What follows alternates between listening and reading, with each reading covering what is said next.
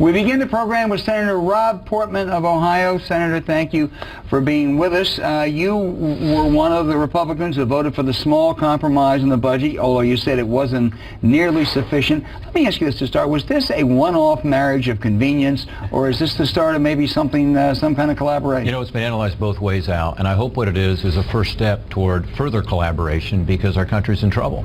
We have a fiscal crisis looming.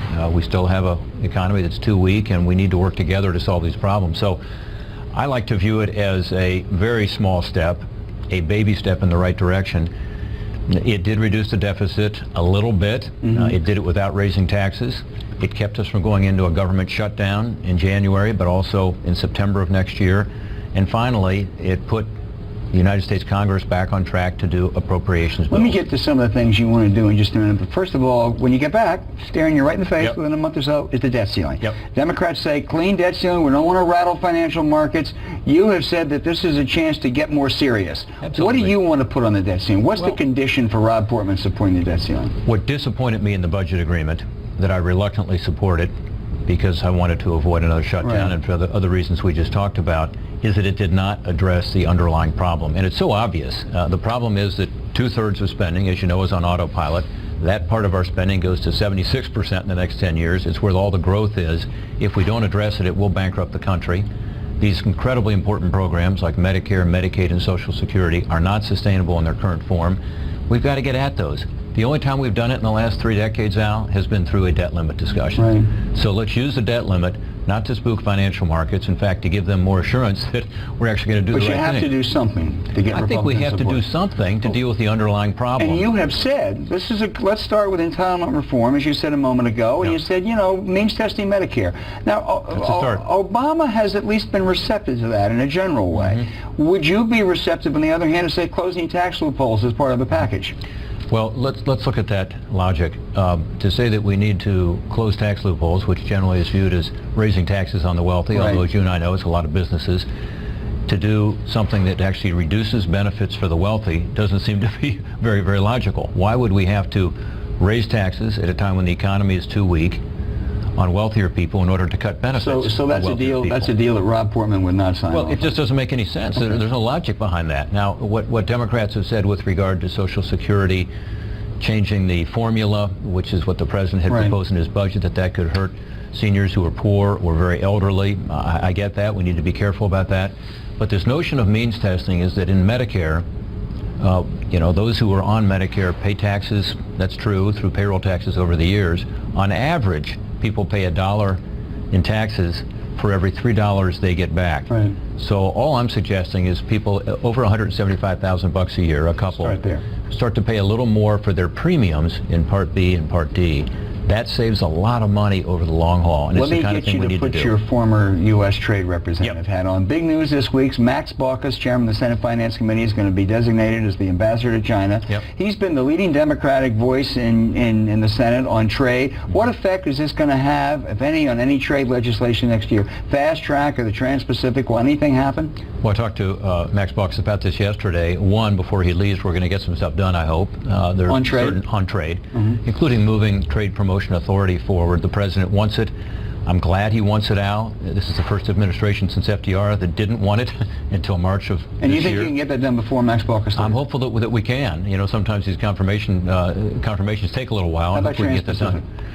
The TPP, which is the Trans-Pacific Partnership, a lot of alphabet soup here, I think has to follow TPA. I don't think that the United States can negotiate the final agreement without letting countries know that we have a fast track, a way to get this done for a yes or no vote on the floor of the House and Senate. So I think you have to start with TPA. That's certainly been the experience over the years.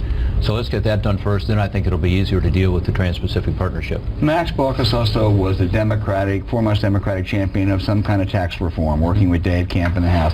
That's pretty much dead now, isn't it? No, actually, on taxes, and we have big tax reform. On trade and taxes, I would also make the obvious point that Ron Wyden is the likely successor as chairman of that committee. I spoke to Ron about this today, in fact. He is very interested in the trade agenda, always has been. He believes in trade. He thinks we got to knock down barriers to trade. I worked with him when I was U.S. Trade Representative. And on tax reform, you know, Ron's been very aggressive on that. In fact, he has his own tax reform proposal. You don't think you can get it done in this broadens the Congress, base. though, do you? Well, not this year, certainly, but next year, I think if Dave Camp and Ron Wyden join forces, as he and Max Baucus were starting to do, I think it can still happen. I think it is unlikely to happen right after the first of the year, which is what some of us thought might be the time frame. Right. I think the House has to report out a bill first, and probably that doesn't happen until the springtime. And then I think the Senate, under Ron Wyden's leadership with the Finance Committee, and Orrin Hatch, who's very interested in tax reform, I think we have a shot at it. And if we don't do it, Al, we are hurting American jobs, because right now our antiquated and inefficient tax code makes it more advantageous to be a foreign company than to be a U.S. company. That makes no sense. Let me turn to the Federal Reserve. Ben Bernanke began tapering this week. Is he making the right moves? Yes. Yes. I'm worried about a bubble forming if we don't begin tapering. Is he doing it at the right speed?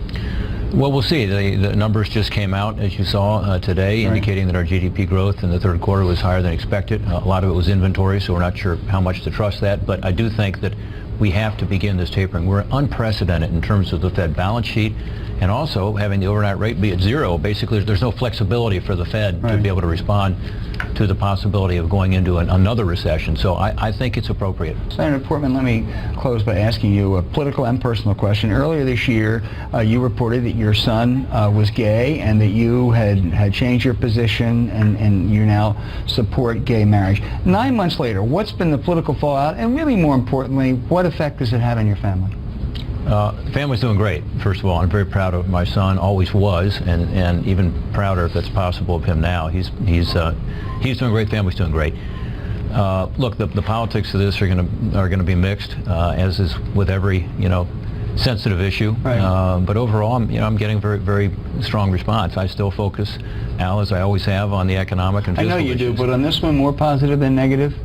Definitely from what I'm hearing, and the country's moving quickly on it too, particularly young people. When I go to colleges and universities now, instead of being criticized for that position, it's sort of an issue that frankly a lot of young people don't think is a big deal one way or the other, and they're therefore more willing to listen to me on other issues, like the fact that they're the ones who are going to get left hanging out there and holding the bag on the debt and deficit. They're the ones that are facing this tough job market, and we need pro-growth policies to be able to deal with those things. So it's almost a threshold issue for a lot of young people, and once you get over that threshold, you can then engage on some of the more economic and fiscal issues that do affect them and their future.